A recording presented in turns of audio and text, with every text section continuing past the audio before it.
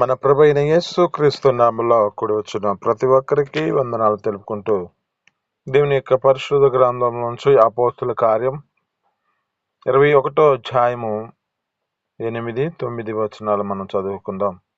అపోస్తుల కార్యం 21వ అధ్యాయము 8, 9 వచనాలు.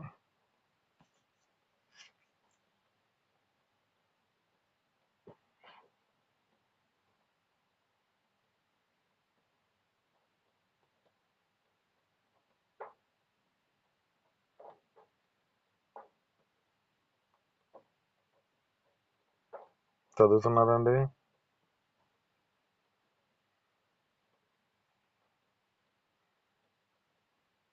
అపోస్తుల కార్యం 21వ అధ్యాయము 8, 9 వచనాలు.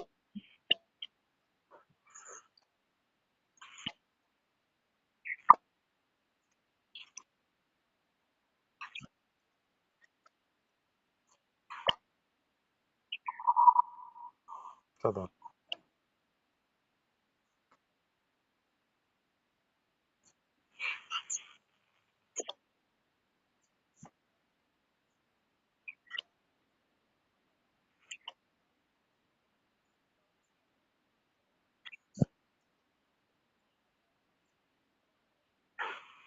9వ వచనము.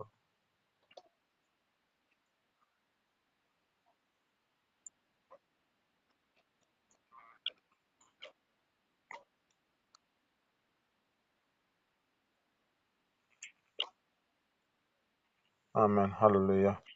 ఇక్కడున్న మాటల్లో మనం జ్ఞాపకం చేసుకుంటే ఇది మనతో మాట్లాడుతున్న మాటలో పిలిపి యొక్క 4 కుమార్తెలు ఉన్నారంట. ఆ పిలుపు గారికి ఉన్న ఆ 4 కుమార్తెల గురించి ఇది మనం వారి విషయాల్లో కొన్ని వాటిని మనం నేర్చుకుందామండి మన జీవితాల్లో. ఒకటి వీరు అంటున్నారు, వీరి యొక్క జీవితాల్లో జ్ఞాపకం చేసుకుంటే ఆ యొక్క పిలుపు గారికి ఆ సువార్థికునిగా ప్రవచించుచున్న ఈ 4 కన్యకలు ఉన్నారంట, కుమార్తెలు ఉన్నారంట. ఇది కుమార్తెలను వీరి జీవితాలను బట్టి జ్ఞాపకం చేసుకుంటే వీరి జీవితాల్లో ఆ పరిశుద్ధమైన జీవితాన్ని కాపాడుకున్న వారుగా ఒక కన్యకగా కనపడుతున్న స్థితిలో ఉన్నారు. వీరి జీవితాలను బట్టి ఇది యొక్క స్థితిలో జ్ఞాపకం చేసుకుంటే వారి కన్యకలుగా పరిశుద్ధతతో దేవునికి అంకితంగా తమ జీవితాలు నడిపించబడుతున్న స్థితిలో ఉన్నారు. అయితే ఇక్కడ మన జీవితాల్లో ఏం చేయబడాలంటే ఈ లోక ప్రభావం మధ్యలో కూడా పరిశుద్ధతను కాపాడుకునే వారిగా దేవుని దగ్గర తమ జీవితాలను ఎక్కువగా ఆ యొక్క దేవుని యొక్క సన్నిధిలోనికి నడిపించబడిన వారిగా మార్చబడాలి. ఒకటి ఏం చేయబడాలంటే పరిశుద్ధమైన జీవితాన్ని కాపాడుకొని ఈ పరిశుద్ధమైన జీవితాన్ని ఆ దేవుని ఎదుట మన జీవితాలు ఒక నిర్దోషులుగా ఆ యొక్క పవిత్రులుగా మన జీవితాలు ఉండే స్థితిలోనికి రావాలి. 2, దేవుడు స్త్రీని కూడా తన సేవలో ఉపయోగించుకుంటాడని మనం గమనించిన స్థితిలోనికి రావాలి. అంటే ఇక్కడ ఈ కుమార్తెల యొక్క జీవితాలలో ప్రవచించే వరము, ఈ వరము దేవుని యొక్క సన్నిధిలో ఆ సేవలో వాడుకునే స్థితిలోనికి రావాలి. ఎందుకంటే ప్రవచించేవారు ఉండుట చాలా మంచిది. అది ఎందుకంటే నిదర్శనం, అది ఒక ముందుగా మనకి ఆ ప్రవచన అనేది జరగబోయే సంగతిని గురించి అది ఒక హెచ్చరికగా మనకు తెలియజేస్తా ఉంటుంది. వీరి యొక్క 4 కుమార్తెలు పిలుపు గారి యొక్క ఆ యొక్క 4 కుమార్తెలు ఏం చేస్తున్నారంటే ప్రవచించే వారిగా ఉన్నారంట. అదే ఇక్కడ ఈ విషయంలో మనం ఏం చేయబడాలంటే రెండవదిగా దేవుని యొక్క ప్రణాళికలో స్త్రీని కూడా దేవుని సన్నిధిలో వాడుకునే స్థితిలోనికి వారు ప్రవచించే వారిగా ఆ యొక్క స్థితిని బట్టి సేవలో వాడుకున్న స్థితి కనపడుతుంది. అయితే మనం ఏం చేయబడాలంటే మన జీవితాలలో తునీకరించబడిన వారము కాదని మనము గ్రహించిన వారమై ఆ దేవుని యొక్క సన్నిధిలో ఆత్మపూర్వమైన మనం నడిపించబడితే ఆ ప్రవచించుటకు దేవుడు మన జీవితాల్లో అవకాశమునిస్తాడు. కనుక మన జీవితాల్లో ఏం చేయబడాలంటే ఎలాంటి భేదం లేదు. దేవుడు మనకి ప్రతి వారికి, అంటే స్త్రీ అని లేదు, పురుషుడు అని లేదు, దేవుని సన్నిధిలో, ఆయన సన్నిధిలో వాడుకోవడానికి ప్రతి ఒక్కరిని దేవుడు వాడుకుంటాడు. ఆయన ఉద్దేశాన్ని నెరవేరుస్తాడు. ఆయన ప్రణాళికలో మన జీవితాలు ఏం చేయబడాలంటే ప్రవచించేవారిగా ఉండాలి. ఆ దేవుని యొక్క సన్నిధిలో మన జీవితాలను బట్టి ఎక్కువ పర్సెంట్ మనిషి ఆ విధమైన స్థితిలో కాపుదల ఉండాలంటే స్త్రీయే ముఖ్యమైన పాత్ర ప్రార్థనలలో, ప్రార్థించుటలో. అలాంటి స్థితిలో ఇక్కడ ఈ కనపడుతున్న స్థితి కనపడుతుంది. వీళ్ళు ప్రవచించేవారు కదా, తన యొక్క సేవలో ఆ స్త్రీలను వాడుకున్నట్లుగా కనపడుతుంది. 3, దేవుని యొక్క వర్యాన్ని, ఆ దేవుని యొక్క వరాలను విశ్వాసముతో మనం దేవుని సన్నిధిలో వాడుకునే స్థితిలోనికి రావాలి. కానీ ఆ వరమును ఈ లోకంలో మనుషులు ఏం చేస్తూ ఉంటారంటే, పలానా సాట అయితే పలానా వ్యక్తి ఈ విధంగా ఈ విధముగా చెబుతుంది అని చెప్పి. ఇక్కడ కూడా మా యొక్క ప్రాంతాల్లో కూడా ఒక 17 కిలోమీటర్ల దూరంలో పలానా వ్యక్తి అయితే అని చెప్పి ఈ విధమైన స్థితిలోనికి వచ్చారు. ఇప్పుడు దేవుని యొక్క సేవ ఎలాంటిది అయిపోయిందంటే, ఒక మనిషి ఎక్కడికైనా వెళ్ళాడంటే పరిస్థితులను బట్టి ఏదో లోక సంబంధంగా ఏమంటారు దాన్ని, శకునుగాళ్ళు, ఇంకా సోది చెప్పేవాళ్ళు, వాడి దగ్గరికి వెళ్తున్న పరిస్థితి కనపడుతుంది. అలాగే ఇప్పుడు మనుషులు ఏం చేస్తున్నారంటే, దేవుణ్ణి నమ్ముకున్న వారు కూడా ఈ ప్రవచనాల్లో వీటిని ఏం చేస్తున్నారంటే ఒక లోక సంబంధమైన డబ్బుగా ఉపయోగించుకున్న స్థితిలోనికి వచ్చారు. ఇప్పుడు ఈయన మూడవ అనుభవం ఏమిటంటే, దేవుని యొక్క వరాన్ని విశ్వాసంతో దేవుని సన్నిధిలో ఉపయోగించాలి, కానీ లోకంలో ఉపయోగించుకునే స్థితిలోనికి రాకూడదు. ఇది వారి జీవితాల్లో ఏం చేయబడాలంటే ప్రజలకు ఆశీర్వాదకరమైన స్థితిలోనికి రావాలి, కానీ లోకంలోనికి వెళ్ళి మనుషులు ఏం చేస్తూ ఉంటున్నారంటే, ఇది ఒక వరము చేత నింపబడిన స్థితిలో దీన్ని లోకంలో వాడుకుంటున్న స్థితి. కనుక మనకి ఇచ్చిన యొక్క ఆత్మీయత వరాన్ని దేవుని మహిమ కొరకు వాడుకోవాలి. దేవుడిచ్చిన ప్రతిభను మన జీవితాల్లో మనకిచ్చిన ఈ వరవాన్ని, అవకాశాన్ని సంఘములో నిర్మాణానికి ఉపయోగించే స్థితిలోనికి రావాలి. అంటే ఆ సంఘ క్షేమము కొరకే. ఈ సంఘ ఆ యొక్క స్థితిని బట్టి ఆ సేవలో మన జీవితాలు మనకిచ్చిన ఈ ప్రతిమను దేవుని సన్నిధిలో వాడుకునే స్థితిలోనికి రావాలి. ప్రవచనాలు ప్రవచించేవారు కలవటం మనకి మంచిది. ఈ ప్రవచన వరం చాలా ముఖ్యమైనది. ఎందుకంటే మనిషికి ముందు జరుగుతున్న స్థితిలో, నడిపించబడుతున్న స్థితిలో అవి మన జీవితాల్లో హెచ్చరికగా ఉంటది. ఆ వరం మన జీవితాల్లో ఏం చేస్తుందంటే, మనకి ముందుగా ఏదైనా జరగబోతున్న సంఘటన గురించి మనం తెలియజేయబడితే, మనం ప్రార్థిస్తుండగా దేవుడు ఒక కీడైతే మేలుగా దాన్ని మార్చగలిగిన శక్తి దేవునిలో ఉంది. కనుక ఆ ప్రవచించే ఒక స్థితిని, ఆ ప్రవచించే వరమును దేవునిలో మాత్రమే వాడుకోవాలి. ఆ దేవుని సంఘములో దేవుని యొక్క సంఘ కొరకే దాన్ని మనం వినియోగించుకునే స్థితిలోనికి రావాలి. కానీ లోకంలో మనుషుల జీవితాల్లో డబ్బు కోసమో, లోక సంబంధమైన ఏదో వీటి వారి జీవితాల్లో ఏం చేయబడుతుందంటే వాటి కొరకు వాడుకునే స్థితిలోనికి రాకూడదు. ఆమేన్, హల్లెలూయా. 4, తల్లిదండ్రుల భక్తి పిల్లలపై ప్రభావం చూపిస్తుందని మనం గ్రహించాలి. ఇక్కడ ఈ యొక్క పిలుపు గారు తన యొక్క స్థితిని బట్టి ఆ కుటుంబంలో వారికి కలిగిన ఆ యొక్క కుమార్తెలకు నేర్పించినట్లుగా కనపడుతుంది. అంటే ఈయన నేర్చుకున్న నేర్పు తమ పిల్లల మీద ప్రభావం చూపినట్లుగా కనపడుతుంది. చూడండి, ఈ మాటలో కొంచెం మనం జాగ్రత్తగా గమనిస్తే ఇది ఆత్మీయత స్థితికి పనికొస్తుంది, అలాగే శరీర సంబంధంగా ఆలోచించే వారికి పనికొస్తుంది. అంటే పిల్లల తల్లిదండ్రులు చేసిన భక్తి వారి జీవితాల్లో దేవుడు ఒక ఆశీర్వాదకరమైన స్థితిలోని తీసుకొస్తాడు.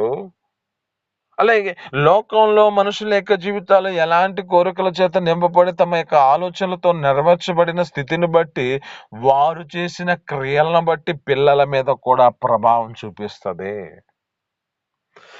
కనుక అప్పుడు మనం ఏం చేయబడాలి అంటే, మనం దేవుని యొక్క సన్నిధిలో భయభక్తులతో నడిపించబడిన నడక వారికి ఒక ఆశీర్వాదకరమైన స్థితిని తీసుకొస్తుందని మనం గమనించాలి.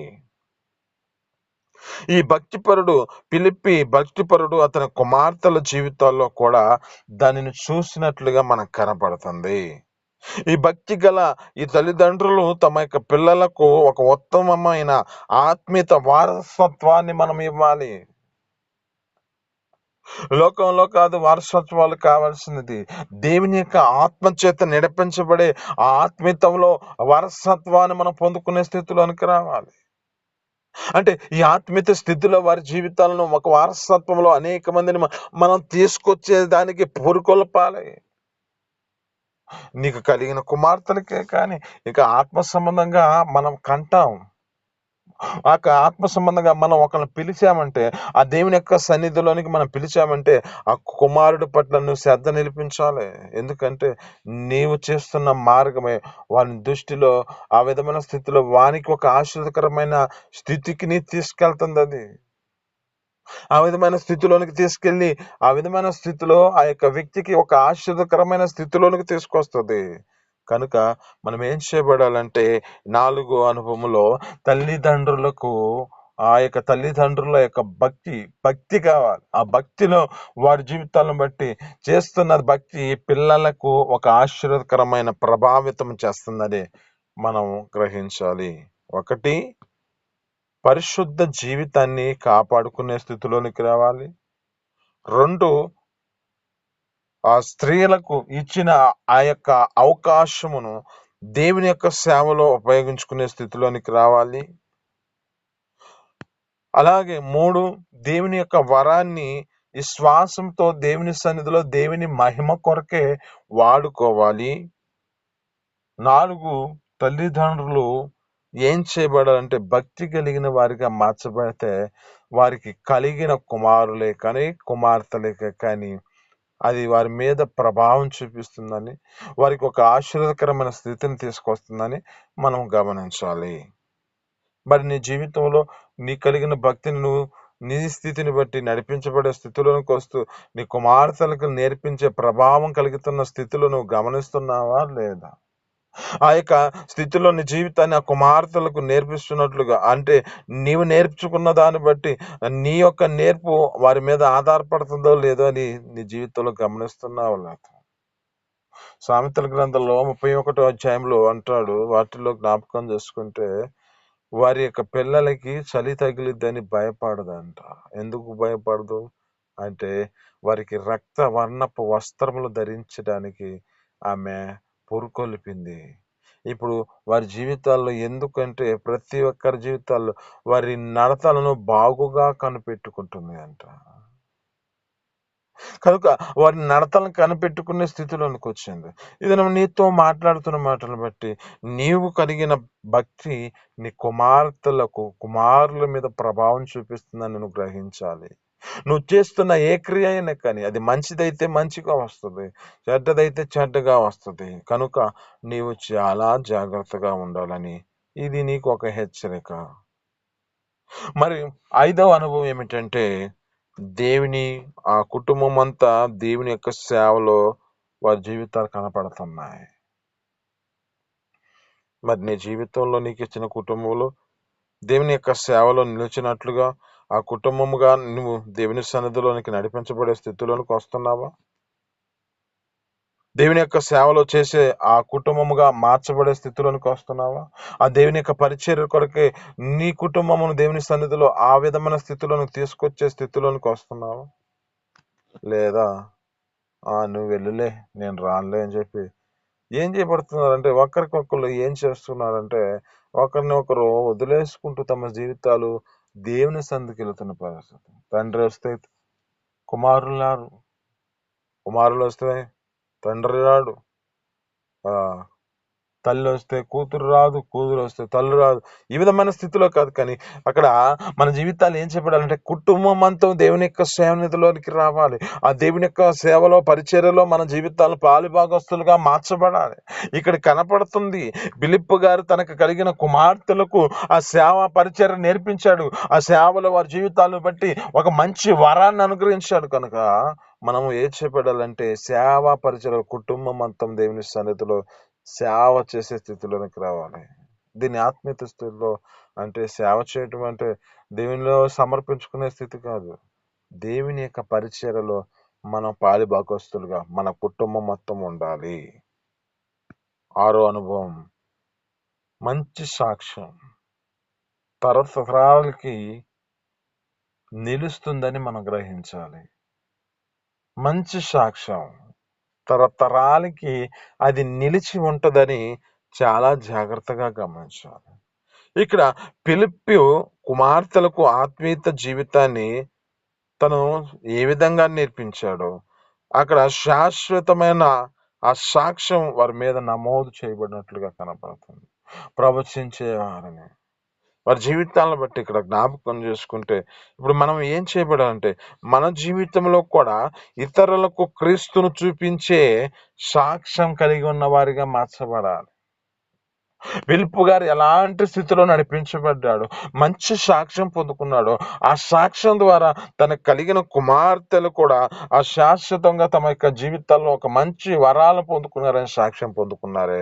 అలాగే నీ జీవితమును బట్టి లోకంలో ఇతరులకి నువ్వు క్రీస్తుని చూపించే స్థితిలోనికి వచ్చినట్లుగా నీ సాక్ష్యాన్ని నువ్వు కాపాడుకునే స్థితిలోనికి రావాలి. ఆమేన్. అలాంటి జీవితాన్ని మనం కలిగి ఉండాలి. కనుక మనము ఏ స్థితిలో నడిపించబడుతున్నామో మన జీవితాలను జ్ఞాపకం చేసుకోండి. 6 అనుభవాలు మనకు నేర్పిస్తున్నాడు. 1, పరిశుద్ధమైన జీవితాన్ని కాపాడుకోవాలి. 2, స్త్రీలకి ముఖ్యమైన పాత్ర ఉన్నదని, ఆ యొక్క దేవుడు స్త్రీలను కూడా వాడుకుంటాడని, ఏ భేదం లేకుండా అంటే పురుషుడని స్త్రీ అని భేదం లేకుండా దేవుని యొక్క సేవలో ప్రతి ఒక్కరిని వాడుకునే స్థితిలోనికి వస్తారని, కుమార్తెలకు వారు ప్రవచించే వరాన్ని దేవుని యొక్క సేవలో వాడుకునే స్థితిలోనికి వచ్చినట్లు కనపడుతుంది. కనుక మనము మనకిచ్చిన యొక్క వరమును దేవుని సన్నిధిలో వాడుకునే వాళ్ళగా, ఇంకా ఆ దేవుని యొక్క వరాన్ని శ్వాసముతో దేవుని కొరకే మనము ఆ యొక్క సంఘం కొరకే ఆ సంఘంలో మన జీవితాలను ఆ బాధ్యత ప్రకారంగా ఆ విధమైన స్థితిలో నెరవేర్చేవారుగా ఉండాలని మనకి దేవుడు చూపిస్తున్నాడు. అలాగే తల్లిదండ్రుల యొక్క భక్తి పిల్లలపై ప్రభావం చూపిస్తుందని స్పష్టంగా ఇక్కడ ఫిలిప్పు గారు చేస్తున్న తన కుమార్తెల మీద ప్రభావం చూపించినట్లుగా కనపడుతుంది. అలాగే కుటుంబం మొత్తం దేవుని యొక్క సేవ చేసే స్థితిలోనికి వచ్చినట్లుగా కనబడుతుంది. కనుక అలాంటి స్థితిలోనికి మన జీవితాలు కూడా ఆ సేవ పరిచర్యలో పాల్గొనే స్థితిలోనికి రావాలి. అలాగే మంచి సాక్ష్యాన్ని మనం తరతరాలకి మనము ఆ యొక్క స్థితిని బట్టి మనం చూపించే వారిగా మన సాక్ష్యాన్ని కాపాడుకునే స్థితిలోనికి రావాలని దేవుడు మాట్లాడుతున్నాడు. కనుక ఈ మాటలు మీ వినికిడులు దీవించి ఫలించును గాక. చిన్ని ప్రార్థన. పరిశుద్ధుడా, జీవాధిపతి, ఆశ్చర్యకరుడ, ఆలోచనకర్త, సమాధానకర్త, దేవానికి ఉన్నాను. ఇది నా తండ్రి ఫిలిప్పు గారి యొక్క కుమార్తెల గురించి మాకు నా తండ్రి నేర్పించిన నేర్పును బట్టి నా స్తోత్రాలు. వాళ్ళ జీవితాలను బట్టి నా తండ్రి అయ్యా పరిశుద్ధతను కాపాడుకొని పవిత్రులుగా కనపడుతున్నారు, కన్నికలుగా కనపడుతున్నారు చెప్తున్నావు. అయ్యా అటు కృప మా జీవితాలు కొన్ని సన్నిధుల పరిశుద్ధతలు మేము జీవించే కృపను మాకు దయచేయండి. అలా నా తండ్రి ఇచ్చిన వారము అయ్యా నా తండ్రి ఇచ్చిన దాన్ని సేవలో ఉపయోగించుకునే స్థితిలోకి వచ్చే కృపను దయచేయండి. అలా నా తన వారాన్ని నా తన శ్వాసంతో నీ సన్నిధిలో నిలబడే కృపను మాకు దయచేయండి.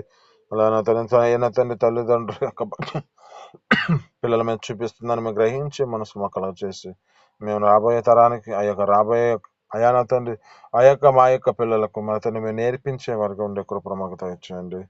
దేవా నా తండ్రి కుటుంబం మొత్తం సన్నిధికి సేవించే కృపను మాకు దయచేయండి. సేవ పరిచర్లో పాల్గొనే కృపను దయచేయండి. మంచి సాక్ష్యం కలిగి అనేక మందిని నీ వైపు తిప్పే కృపను కూడా మాకు దయచేస్తూ నీ నిత్య జీవార్థమైన పరలోక రాజ్యానికి సిద్ధపాటు కలిగి ఉండే కృపను మాకు దయచేయమని యేసు పరిశుద్ధ నామమున పొందుకొని జీవిస్తున్నాను తండ్రి. ఆమేన్.